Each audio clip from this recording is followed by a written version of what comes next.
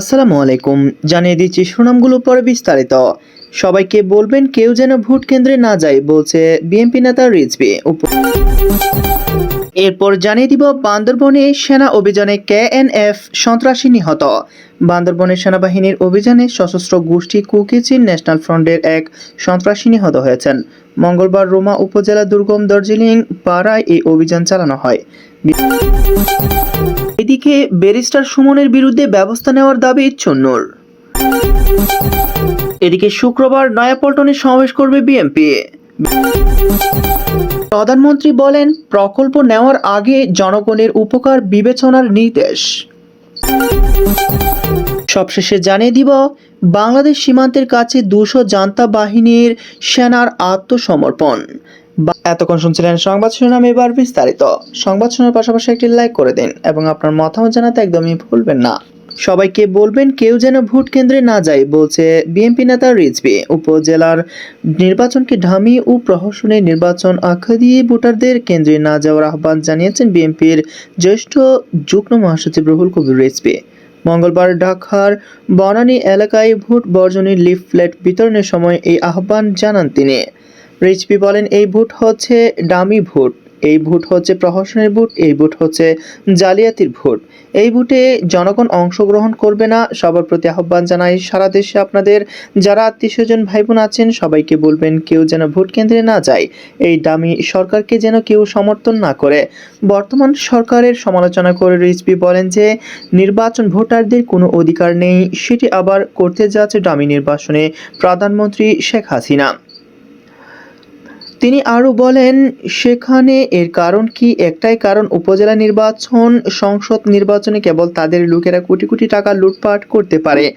একজন উপজেলা চেয়ারম্যান 100 বিঘার জমি জমা করেছেন, খবরের কাগজে এসেছে। আবার অনেকে 18,000 কোটি টাকার সম্পত্তি করেছে। এই কারণে জনগণকে বাদ দিয়ে, বিরোধী দলের অংশগ্রহণকে বাদ দিয়ে আবারও ডামি নির্বাচন করতে যাচ্ছে তারা। বিএনপির এই নেতা বলেন, তার দল বিশ্বাস করে দ্বাদশ সংসদ নির্বাচনের মত জনগণ 4 দফার এই নির্বাচনও প্রত্যাখ্যান করবে। এই ভোটে জনগণ অংশগ্রহণ করবে না, আপনারাও কেউ অংশ নেবেন না। উপজেলা নির্বাচনকে না বলুন, যা উপজেলা নির্বাচন বর্জন করুন। এ সময় তার সঙ্গে ছিলেন দলের সহ অর্থ নীতি বিষয়ক সম্পাদক মাহমুদুর রহমান সুমন ও মহিলা দলের সম্পাদক সুলতানা আহমেদ, ছাত্র দলের সাবেক নেতা তৌহিদুর রহমান আউয়াল, মহিলা দলের রেহানা সুলতানা আরজু, পান্না ইয়াসমিন সহ ছিলেন আরও অনেকে। বান্দরবনে সেনা অভিযানে কেএনএফ সন্ত্রাসী নিহত। বান্দরবনের সেনাবাহিনীর অভিযানে সশস্ত্র গোষ্ঠী কুকিচিন ন্যাশনাল ফ্রন্টের এক সন্ত্রাসী নিহত হয়েছেন। মঙ্গলবার রোমা উপজেলা দুর্গম দার্জিলিং পাড়ায় এই অভিযান চালানো হয়। বিশ্বস্ত সূত্রে বিষয়টি জানা গেছে। অভিযানে কেএনএফ সন্ত্রাসীদের ব্যবহার করা বার্কার পর্যবেক্ষণ চৌকি ধ্বংস করা হয়। এছাড়া 3টি AK-22 রাইফেল, একটি শটগান, 71 রাউন্ড তাজা অ্যামুনিশন, 157 রাউন্ড শটগান অ্যামুনিশন, বিপুল পরিমাণ বিস্ফোরক সরঞ্জামাদি, একটি ড্রোন, 3টি জম্মু ল্যান্ডের পতাকা ও মোবাইল ফোন এবং ওয়াকি-টকি উদ্ধার করা হয়। গত 2 এপ্রিল রোমার সোনালী ব্যাংকে ডাকাতি করে অর্থ লুট ও ম্যানেজারকে অপহরণ করে অস্ত্র সন্ত্রাসীরা। পুলিশের 10টি এবং আনসার সদস্যের 4টি অস্ত্র লুট করা হয়। পরদিন থানচি উপজেলার সোনালী ও কৃষি ব্যাংকের 2টি শাখা থেকে 17.5 লাখ টাকা লুট করে অস্ত্রধারীরা। 2টি ঘটনায় পাহাড়ে সশস্ত্র সংগঠন কেএনএফ জড়িত বলে জানিয়েছে আইনশৃঙ্খলা রক্ষাকারী বাহিনী। এরপর থেকে লুট হওয়া অস্ত্রশস্ত্র উদ্ধার সন্ত্রাসীদের বিরুদ্ধে রোমা ও থানচিতে অভিযান চালাচ্ছে সেনাবাহিনী, বিজিবি, র্যাব ও পুলিশের যৌথ বাহিনী। এ পর্যন্ত যৌথ অভিযানে কেএনএফ এর 78 জনকে গ্রেপ্তার করা হয়েছে। রোমা থানার ওসি মোহাম্মদ জাহানান রোমার দার্জিলিং পাড়া থেকে কেএনএফ সদস্যের লাশ উদ্ধার করে হাসপাতালে নিয়ে আসা হয়েছে। ঘটনাস্থল থেকে অস্ত্র ও গোলাবারুদ উদ্ধার করা হয়, তবে নিহত কেএনএফ সদস্যের নাম পরিচয় জানা যায়। এদিকে ব্যারিস্টার সুমনের বিরুদ্ধে ব্যবস্থা নেওয়ার দাবি চুন্নুর। সংসদ সদস্য হিসেবে নিজের সম্মানী ভাতা আর বরাদ্দের তথ্য সামাজিক যোগাযোগ মাধ্যমে প্রকাশ করায় ব্যারিস্টার সৈয়দ সায়েদুল হক সুমনের বিরুদ্ধে ক্ষোভ ঝেড়েছেন বিরোধী দলীয় চিফ হুইপ মুজিবুল হক চুন্নু। মঙ্গলবার জাতীয় সংসদে অনির্ধারিত আলোচনায় অংশ নিয়ে এই বিষয়ে ক্ষোভ প্রকাশ করেছেন তিনি। ব্যারিস্টার সুমনের নাম প্রকাশ না করে বিরোধী দলীয় চিফ হুইপ বলেন, আমাদের হাউসের একজন সংসদ সদস্য, নামটা আমি বলতে চাই না, তিনি নতুন নির্বাচিত হয়েছেন। তিনি ফেসবুকে যে বক্তব্য দিয়েছেন তাতে আমরা সবাই ভুক্তভোগী। মজিবুল হক চুন্নু বলেন, তিনি বলেছেন, আপনারা জানেন এমপিরা কত টাকা বেতন পান? তারা তো বলে না, গোপন করে। তিনি বলেছেন 1,72,000 টাকা বেতন পেয়েছেন। আমরা কত টাকা বেতন পাই তা লুকানোর কিছুই নেই, ওয়েবসাইটে গেলে পাওয়া যাবে। তিনি আরও বলেন, 3 মাসের মধ্যে 28 কোটি টাকা বরাদ্দ পেয়েছি। সেটা কিভাবে পেলেন? 3 কোটি টাকা গমের জন্য আর বাকি 25 কোটি টাকা পেয়েছেন রাস্তার জন্য। এ সময় স্পিকারকে উদ্দেশ্য করে চুন্নু বলেন, এই 28 কোটি টাকা আমি কি পেয়েছি? আপনি পেয়েছেন? প্রধানমন্ত্রী পেয়েছেন? ইতিমধ্যে ফেসবুকে আমাকে অনেকে বলছেন 28 কোটি টাকা পেয়েছেন, এই টাকা কই? তিনি বলছেন 25 কোটি টাকা পেয়েছেন, কিন্তু আমরা তো পাইনি। স্থানীয় সরকার এমপিদের যে 20 কোটি টাকা বরাদ্দ দেয়, এই প্রসঙ্গে চুন্নু বলেন, স্থানীয় সরকার বিভাগ জরিপ করে টেন্ডার করে পরে বাস্তবায়ন করে, কিন্তু সংসদ সদস্য বলছেন আমরা 25 কোটি টাকা বরাদ্দ পেয়েছি। শুধু তাই না, তিনি আরও বলছেন, এমপি হলে যদি এত লাভ হয় তাহলে আরও আগে এমপি হতাম। কেবল সস্তা জনপ্রিয়তার জন্য নয়। নতুন সংসদ সদস্যের এমন আচরণ উল্লেখ করে তার বিরুদ্ধে ব্যবস্থা নেওয়ার দাবি তুলেন বিরোধী দলীয় এই সংসদ সদস্য। স্পিকারের উদ্দেশ্যে তিনি বলেন, আপনি হলেন এই সংসদের অভিভাবক। আমাদের কোনো সদস্য যদি এমন কোনো কথা বলেন যে কথায় প্রধানমন্ত্রী, স্পিকার সহ 349 জন এমপি সম্পর্কে ভুল বার্তা যাবে, তার সস্তা জনপ্রিয়তা অর্জন করবার জন্য যদি এই ধরনের কথাবার্তায় ভুল হয়, বিষয়টা আপনি দেখতে পারেন। শুক্রবার নয়াপল্টনে সমাবেশ করবে বিএনপি। বিএনপির চেয়ারপারসন খালেদা জিয়া সহ নেতাকর্মীদের মুক্তির দাবিতে আগামী শুক্রবার সমাবেশ ও মিছিল করবে বিএনপি। ওই দিন বিকেল 4টায় রাজধানীয় নয়াপল্টন বিএনপির কেন্দ্রীয় কার্যালয়ের সামনে ঢাকা মহানগর দক্ষিণ বিএনপির উদ্যোগে এই সমাবেশ হবে। সোমবার মহানগর দক্ষিণের সদস্য সাইদুর রহমান মিন্টু স্বাক্ষরিত এক প্রেস রিলিজে এই তথ্য জানানো হয়।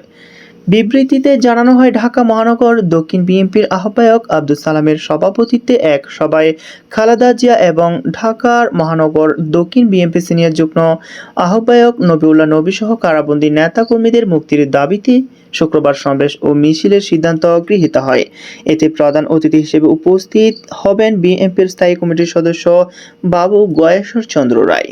সভাপতিত্ব করবেন ঢাকা মহানগর দক্ষিণ বিএনপির আহ্বায়ক আব্দুল সালাম। বিএনপি এবং অঙ্গ ও সহযোগী সংগঠনের সব পর্যায়ের নেতাকর্মীকে যথাসময়ে কর্মসূচিতে অংশগ্রহণের জন্য বিজ্ঞপ্তিতে আহ্বান জানানো হয়। প্রধানমন্ত্রী বলেন, প্রকল্প নেওয়ার আগে জনগণের উপকার বিবেচনার নির্দেশ। যে কোনো উন্নয়ন প্রকল্প নেওয়া হলে দেশের অর্থনীতি কতটা চাঙ্গা হবে এবং স্থানীয়রা কতটা উপকৃত হবে তা বিবেচনায় নিতে হবে সংশ্লিষ্ট কর্তৃপক্ষকে, নির্দেশ দিয়েছেন প্রধানমন্ত্রী শেখ হাসিনা। মঙ্গলবার সকালে গণভবনে স্মার্ট বাংলাদেশ 2041 বিনির্মাণে সড়ক ও জনপথ অধিদপ্তরের কার্যক্রমের রূপরেখা সংক্রান্ত উপস্থাপনা দেখার সময় তিনি এই নির্দেশনা দেন। প্রধানমন্ত্রী বলেন, প্রথমে ভাবতে হবে ফলাফল কি হবে এবং বিপুল পরিমাণ অর্থ বিনিয়োগ করে একটি প্রকল্প নেওয়ার পরে জনগণ কতটা উপকৃত হবে। আমাদের দেশে উন্নয়ন এমনভাবে করতে হবে যাতে আমাদের সক্ষমতা বাড়বে এবং অন্যের উপর নির্ভরশীলতা কমবে। রূপরেখা দেখার পর প্রধানমন্ত্রী প্রয়োজনীয় নির্দেশনা দেন। তিনি অপ্রয়োজনীয় ব্যয় এড়াতে এবং প্রকল্পগুলো দ্রুত শেষ করার বিষয়ে সংশ্লিষ্ট সবাইকে অগ্রাধিকার দিতে বলেন। প্রধানমন্ত্রীর উপ প্রেস সচিব KM শাকাওয়াত মন এক সংবাদ ব্রিফিংয়ে এই তথ্য জানান। প্রধানমন্ত্রী বলেন, প্রকল্প গ্রহণের ক্ষেত্রে দেশের কতটা উন্নয়ন হবে এবং মানুষ কতটা উপকৃত হবে তা আপনাদের বিবেচনা করতে হবে। দ্রুত কিছু অবকাঠামোগত উন্নয়ন হয়েছে বলে দেশবাসী এর সুফল পাচ্ছে। প্রধানমন্ত্রী বলেন, তারা একটি লক্ষ্য নিয়ে রাষ্ট্র পরিচালনা করেছেন। 1996 সালে ক্ষমতায় আসার পর তার সরকারের প্রথম অগ্রাধিকার ছিল জনগণের জন্য খাদ্য ও পুষ্টির নিরাপত্তা নিশ্চিত করা। তিনি বলেন, গবেষণার মাধ্যমে খাদ্য উৎপাদন বৃদ্ধি করে আমরা সফলভাবে খাদ্য নিরাপত্তা নিশ্চিত করেছি। তার সরকার রূপকল্পে 2021 ঘোষণা করেছিল এবং উন্নয়নশীল দেশের স্বীকৃতি লাভের মধ্য দিয়ে সফলভাবে তা বাস্তবায়ন করেছে। এখন আমাদের লক্ষ্য 2041 সালের মধ্যে বাংলাদেশকে একটি উন্নত, সমৃদ্ধ ও স্মার্ট দেশে রূপান্তর করা। আমরা সেই রূপকল্প বাস্তবায়ন করে কাজ করে যাচ্ছি। এ সময় সড়ক পরিবহন ও সেতুমন্ত্রী ওবায়দুল কাদের এবং প্রধানমন্ত্রীর মুখ্য সচিব মোহাম্মদ তোফাজ্জল হোসেন মিয়া অন্যান্যদের মধ্যে উপস্থিত ছিলেন। বাংলাদেশ সীমান্তের কাছে 200 জান্তা বাহিনীর সেনার আত্মসমর্পণ। বাংলাদেশ সীমান্ত লক্ষ্ণৌ রাখাইন রাজ্যে মিয়ানমারের জান্তা সরকারের অন্তত 200 জন সেনা আত্মসমর্পণ করেছে। মিয়ানমারের জান্তা বিরোধী গতকাল সোমবার এই তথ্য জানিয়েছে খবর রেডিও ফ্রি এশিয়ার। স্বায়ত্তশাসনের দাবিতে সংগ্রাম করা আরাকান আর্মি গত নভেম্বরে বছরে খানেকের অস্ত্রবিরতি ভেঙে দেশটির সামরিক সরকারের বিরুদ্ধে লড়াই করছে। এই গোষ্ঠী গত বৃহস্পতিবার দেশটির পশ্চিমাঞ্চলীয় রাখাইন রাজ্যে একটি জান্তার ঘাঁটি দখল করে। এটি বাংলাদেশ সীমান্তের কাছে। আরাকান আর্মি এ নিয়ে একটি ভিডিও প্রকাশ করেছে। সেখানে দেখা যায় শত শত জান্তা সেনা আত্মসমর্পণ করছে। এক বিবৃতিতে আরাকান আর্মি বলছেন, গত মার্চের শেষের দিকে এবং এপ্রিলে 5টি ব্যাটালিয়ন থেকে এসব সেনাকে আটক করা হয়েছে। যেসব ব্যাটালিয়ন থেকে এসব সেনাকে আটক করা হয়েছে সেগুলো হচ্ছে 552, 564 এবং 551।